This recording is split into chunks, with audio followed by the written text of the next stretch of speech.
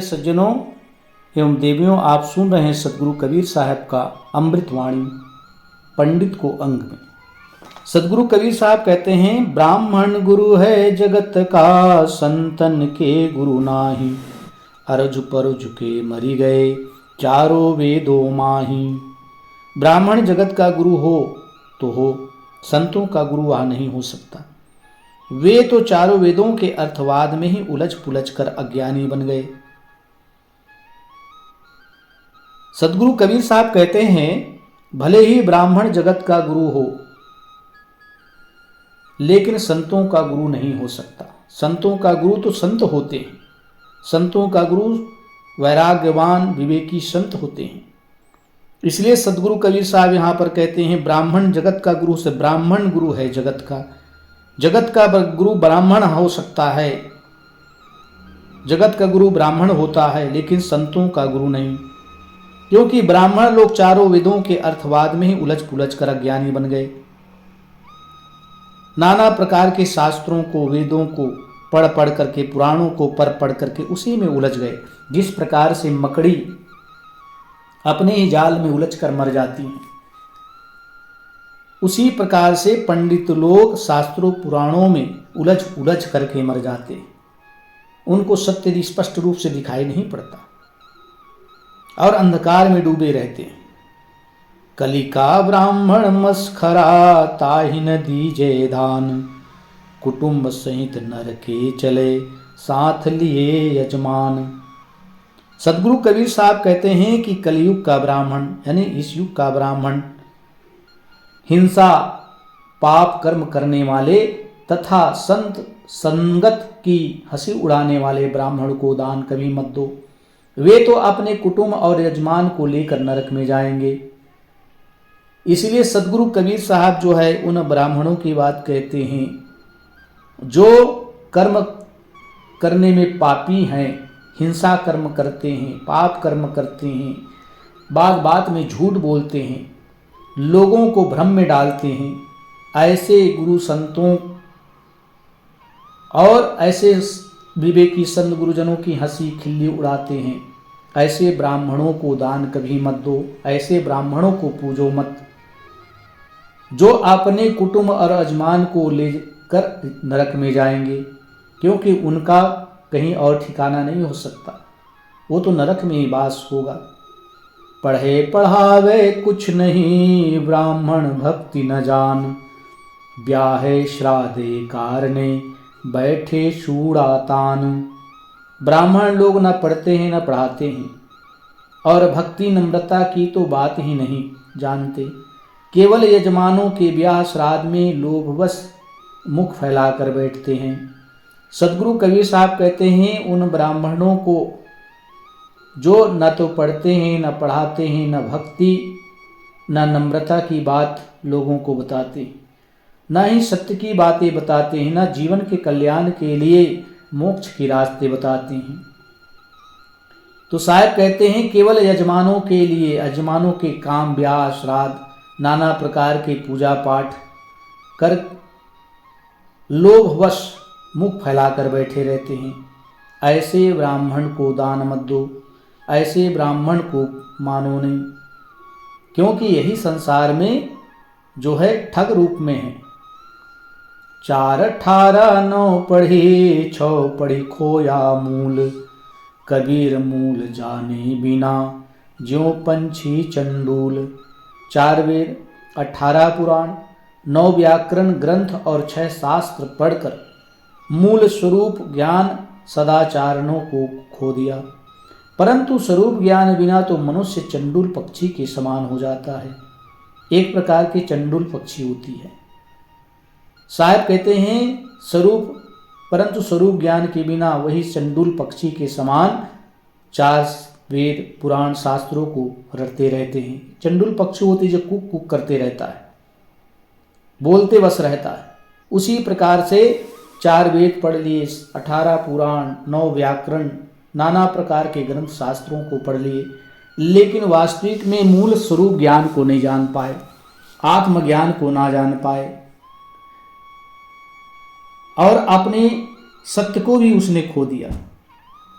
सदगुरु कहते हैं ऐसे ब्राह्मण ऐसे पंडित संसार में अनेक मिलेंगे। पढ़ी गुनी पाठक भय समझाया संसार, अपना तो समझे नहीं वृथा गया अवतार। अध्ययन मनन करके अध्यापक हो गए और संसार को उपदेश करने लगे, परंतु यदि अपने आप की वास्तविकता नहीं समझे तो जीवन व्यर्थ गया। सदगुरु कबीर साहब कहते हैं कि अध्ययन मनन करके अध्यापक हो गए, बहुत पढ़ लिख करके शिक्षक बन गए, अध्यापक बन गए और संसार को भी उपदेश करने लगे, संसार को भी शिक्षा देने लगे, लेकिन उसने अपने आप अपने वास्तविक स्वरूप को नहीं जान पाया कि ये शरीर में बैठा हुआ यही असली वास्तविक में आत्मा राम है। ये शरीर नाशवान है। संसार में दो ही वस्तु हैं, जड़ और चेतन। जड़ की सत्ता अपना अलग है, चेतन की सत्ता अपना अलग है। ऐसे ब्राह्मण लोग सत्य असत्य को ना जानकर जो जीवन पाए हैं इसको व्यर्थ में गंवा दिया, तो उसका जीवन का कल्याण कैसे होगा। इसलिए सदगुरु कबीर साहब जो है ऐसे ब्राह्मणों को, ऐसे गुरुओं को फटकार लगाते। पढ़ी गुनी ब्राह्मण भय कीर्ति भई संसार, वस्तु की तो समझ नहीं ज्यों खर चंदन भार। पढ़ गुन कर यदि पंडित हो गए और संसार में कीर्ति भी फैल गई, परंतु सत्य स्वरूप वस्तु को नहीं समझते तो उनका विद्या अध्ययन गधे के ऊपर चंदन लादने के समान ही हुआ। जस कर चंदन लादियो भारा, परिमल बास न जाने गंवारा। जिस प्रकार से साहब जो है उदाहरण देते हैं, गधे का उदाहरण देते हैं। गधे की पीठ पर चंदन की लकड़ी लाद दो, लेकिन चंदन की सुगंधी को गधा नहीं जानता है। उसी प्रकार से पढ़ गुन कर जो है पंडित हो गए, पोथी पढ़ लिया, शास्त्र पढ़ लिया, पुराण पढ़ लिए, संसार में कीर्ति फैल गई, संसार में नाम फैल गया, धन दौलत बहुत कमाए, जगह जगह उनका नाम हो गया, परंतु अपने स्वरूप को नहीं जाना, अपने भीतर को राम को नहीं जाना, अपने भीतर के परमात्मा को नहीं जाना, तो उनका विद्याध्ययन गधे के ऊपर चंदन लादने के समान है। शास्त्रों के रहस्य को ना जान पाया, शास्त्रों में सार शब्द है उसकी बातों को ना समझ पाया। पढ़त गुणत रोगी भया बड़ा बहुत अभिमान, भीतर ताप चू जगत का घड़ी न पड़ती शान। पढ़ते गुनते मनोविकार का रोगी बन गया और बहुत अभिमान बढ़ गया, क्योंकि जो ज़्यादा पढ़ते हैं बहुत अहंकारी हो जाते हैं। अभी जितने भी लोग हैं कथा बाँचने वाले हैं, नाना प्रकार के वेद पुराण पढ़ करके इतना अहंकारी हो गए कि हम ये शास्त्र जानते हैं, हम ये वेद जानते हैं। सदगुरु कबीर साहब कहते हैं पढ़ते गुनते मनोविकार में ग्रसित हो गए, मन को रोगी हो गए, उसके अंदर इतना अहंकार बढ़ गया कि सत्य सत्य को मालूम नहीं। हृदय के भीतर तो जगत कामना का ताप तपता है, एक घड़ी भी शांति नहीं पाती। सदगुरु कहते हैं कि ऐसे अभिमानी, ऐसे मनोरोगी हृदय के भीतर में तो जगत की कामना लेकर के बैठे, संसार में पद की कामना, धन की कामना, अपने मान सम्मान की कामना कर बैठे। एक घड़ी भी उसको मन में शांति नहीं, एक घड़ी भी उसके मन में विश्राम नहीं। इसलिए सदगुरु कबीर साहब कहते हैं ऐसे मन के रोगी को, ऐसे अभिमानी को, क्या वो अभिमानी कल्याण कर सकता है? क्या दूसरे को ज्ञान देने वाले ऐसे अभिमानी का ज्ञान लग सकता है? पढ़ते गुनते जन्म गया आशा लागी हेत, बोया बीज ही कुमती ने गया जो निर्मल खेत। संसारिक विषयों की आशा एवं आसक्ति लगी रहने से शास्त्रों के पढ़ते गुनते हुए भी जन्म व्यर्थ ही में बीत गया। उनकी कुबुद्धि ने ऐसी बुराई के बीज बोए जिससे निर्मल खेत रूप नर्तन भी व्यर्थ नष्ट हो गया। सदगुरु कबीर साहब कहते हैं कि संसारिक विषयों की आशा पढ़ते रहे, गुनते रहे, उनकी आशा संसार की आशा, संसार की आसक्ति लगी रही। शास्त्रों के पढ़ते घूमते हुए भी जन्म व्यर्थ में बीत गया। उनको सच्चा बोध नहीं हुआ, सच्चा ज्ञान नहीं प्राप्त हुआ। उनकी कुबुद्धि ने ऐसी बुराई के बीज बोए, ऐसे जो है झूठ की बीज बोए, जिससे निर्मल खेत रूप नर्तन व्यर्थ नष्ट हो गया। ये मानव जन्म पाए थे कल्याण करने के लिए, सार को जानने के लिए, सत्य को जानने के लिए, लेकिन मन ने ऐसे धोखा दिया, ऐसे छल कपट किया, केवल बुराई के ही बीज बोते रहे। ऐसे सुंदर निर्मल मानव जीवन व्यर्थ से नष्ट हो गया। चतुराई पोपट पढ़ी पढ़ी सो पिंजर माही, फिर पर मोधे और को आपन समझे नाही। ऐसी चतुराई व्यर्थ है, पिंजरे में बंद हुआ सुग्गा भी स्वयं पढ़कर दूसरे को उपदेश करने की चतुराई सीख लेता है, परंतु वह स्वयं नहीं समझता कि जो मैं कहता हूं उसका तात्पर्य क्या है। सदगुरु कबीर साहब उस पंडित की बात कहते हैं कि चतुराई से वेद शास्त्रों की बात कहते, लेकिन उनकी चतुराई व्यर्थ है। शास्त्रों पुराणों की बातें जिसमें सार नहीं है, सत्य नहीं है, वो व्यर्थ है। जिस प्रकार से पिंजड़े में बंध हुआ सुग्गा भी स्वयं पढ़कर दूसरे को उपदेश करने की चतुराई सीख लेता है, उसी प्रकार फंदे में पड़ा हुआ, बंधन में बंधा हुआ पंडित लोग, ब्राह्मण लोग कथा बाँचते, स्वयं के मन में संसार की माया मोह ग्रसित रहता है, स्वयं के भीतर अज्ञानता से वो ग्रसित रहते हैं।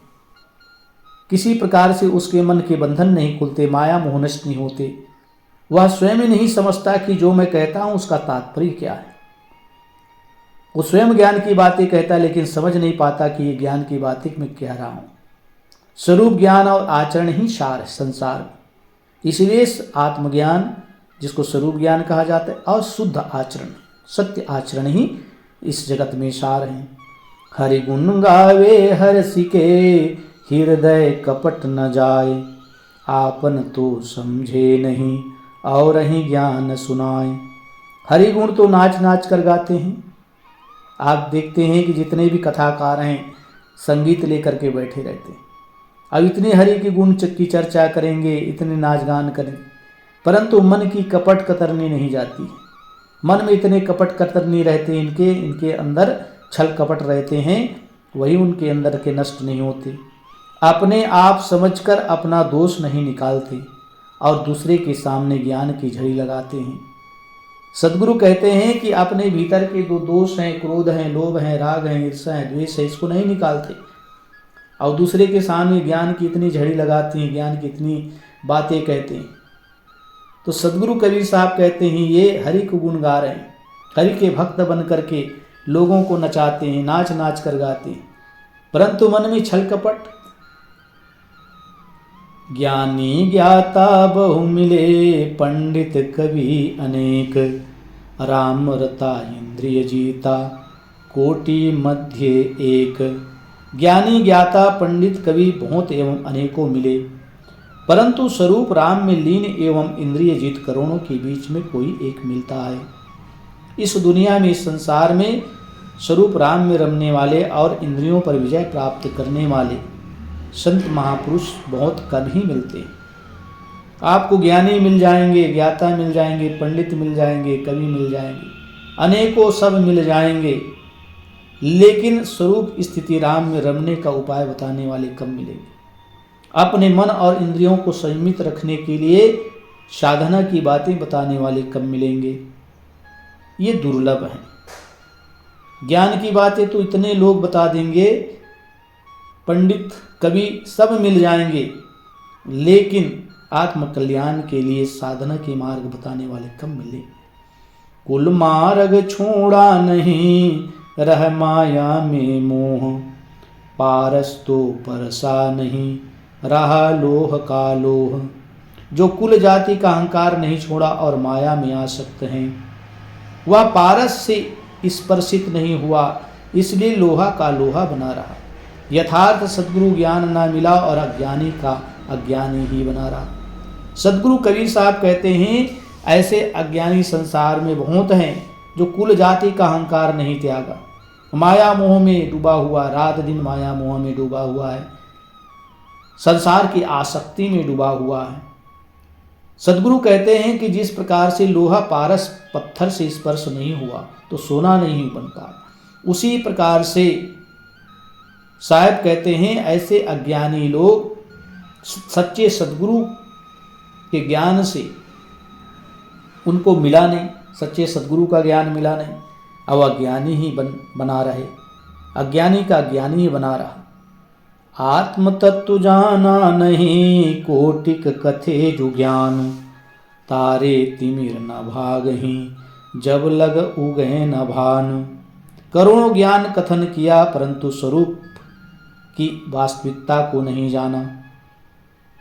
सद्गुरु कहते हैं अनेक ज्ञान कथन किया, अनेक ज्ञान सुना, वेद शास्त्र पुराण नाना प्रकार के शास्त्रों को पढ़ा, खूब ज्ञान की बातें सुनी, करोड़ों ज्ञान कथन किया परंतु स्वरूप के ज्ञान नहीं हुआ। जब तक सूर्योदय नहीं होता तब तक तारागण से अंधकार दूर नहीं होता। जब तक कि सूर्य उदय नहीं होगा तब तक अंधकार नष्ट नहीं हो सकता, तारागणों से अंधकार नष्ट नहीं होता। इसी प्रकार कथा सुन लेने से, शास्त्रों वेदों को पढ़ लेने से किसी को सत्यबोध नहीं हो सकता, उसके लिए सच्चे सद्गुरु की आवश्यकता है। इस प्रसंग को पढ़कर किसी पंडित या ब्राह्मण भाई को कष्ट नहीं मानना चाहिए, क्योंकि केवल पंडित या ब्राह्मण ही की आलोचना नहीं ये, बल्कि इसके पहले ही संत गुरु जैसे सर्वमान्य तत्व पर भी अधिक आलोचना की गई। बिना गहराई से ऑपरेशन हुए विकार नहीं जाता है। शरीर में घाव हो जाते हैं तो उसका ऑपरेशन करना पड़ता है। उसी प्रकार से यहाँ पर किसी को बुरा नहीं मानना है, इस बात को सत्य को समझना है कि वास्तविक में कि सद्गुरु कबीर साहब ने आत्मज्ञान की जो बात बताए हैं, कल्याण की बात बताए हैं, उसका मनन और चिंतन की आवश्यकता है। इसलिए सद्गुरु कहते हैं करोड़ों ज्ञान कथन किया परंतु स्वरूप स्थिति प्राप्त नहीं हुआ तो ये जीवन व्यर्थ है, बेकार है। सूरज उगने से ही अंधकार दूर होता है, उसी प्रकार से आत्मज्ञान होने से ही जीव अज्ञान के अंधकार से बच सकता है। आवागमन से मुक्ति तभी पा सकता है जब उसको स्वरूप का ज्ञान हो जाए और स्वरूप की स्थिति प्राप्त कर ले।